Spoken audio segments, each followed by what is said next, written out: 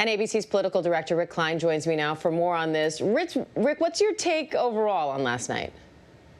It was so nice to watch a debate and be able to breathe. It was just such a striking difference from the debate we saw 3 weeks ago. And I think both candidates can feel good about how they landed their closing arguments. And it really is the context of a campaign now. It's not about undecided voters in some sort of mythical way. It's about persuading your base. And I think neither candidate, I think, would have found a better way or a better night to just lay that out there. And I think if you're watching this in conjunction with the other events of the last couple of weeks, you had a pretty good sense of who these candidates are, who they are as people, and what they want to do as president. Yeah, the moderator, Kristen Welker, no doubt did a great job. The muted mics thing seems to be getting some positive feedback, too. Could that be the way forward for debates in other races now? You know, it actually worked. I think just because they were unable to interrupt each other for that 2 minutes, it set a tone that was just different. I was surprised. I was skeptical of this rules change. I thought the candidates can hijack it however they like, and I was wrong. The commission, I think, made a smart change in this. They took a lot of heat for it, but in the end, I do think it contributed to a more civil, toned-down affair for this final debate. All right, so with coronavirus cases on the rise, the pandemic front and center for so many people, did either of them do enough to persuade Americans that they are the right person to lead us through this? Well, just because they have such disparate messaging, it really depends on how you sit on this. Because just on the issue of the coronavirus, you heard it all out there. You heard Joe Biden say the deaths of these Americans were at the feet of this president. He cannot be reelected. He still doesn't have a plan. And you heard President Trump say, we're rounding the corner.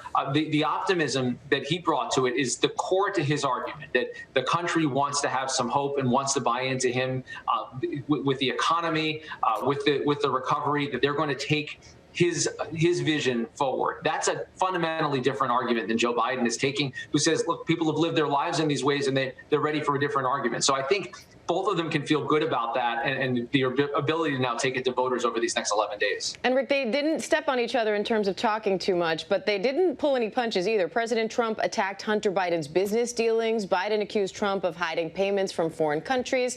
Did those attacks at their integrity, did those punches land? I think the way that you have to think about them is not necessarily persuading voters at this late stage, but maybe diminishing enthusiasm for the other candidate. And I think if Donald Trump's goal is to make Joe Biden into just another member of the Washington establishment, kind of Clinton 2.0, that's a strategy. I thought he was probably better last night than he's been ever before in saying, look, I wouldn't have even gotten into politics if you had done a good job, Joe Biden.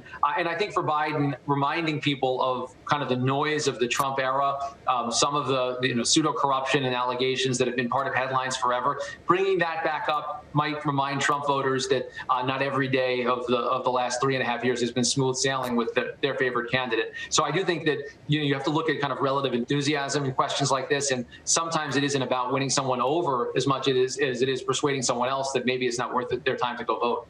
And in the final question of the night, they were asked what they would say in their inaugural address to help unify the country. So many people are craving unity right now. Do you think they said what they needed to in that moment? Well, Joe Biden's message is so much more geared toward unity that I think you heard more from him. That really isn't the core message of Donald Trump. But look, both of them were able to close with a little bit of optimism. And again, because this debate was so much easier to watch, I felt a little more optimistic for the country by the end of it. They didn't have to yell at each other. They didn't have to talk over each other. They didn't have to call each other names to lay out very clear differences in terms of policy and personality. Overall, what does this do for the race moving forward, just 11 days left? Keep in mind, almost 50 million Americans have already voted. So there's a limit to what anything can do to a race.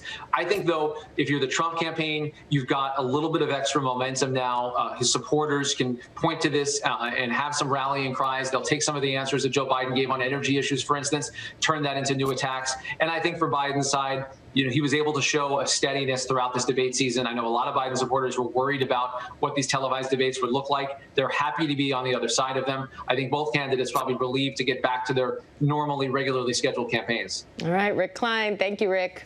And you can find out how to vote in your state at 538.com. Again, the election just 11 days away. Hi, everyone. George Stephanopoulos here. Thanks for checking out the ABC News YouTube channel. If you'd like to get more videos, show highlights, and watch live event coverage, click on the right over here to subscribe to our channel. And don't forget to download the ABC News app for breaking news alerts. Thanks for watching.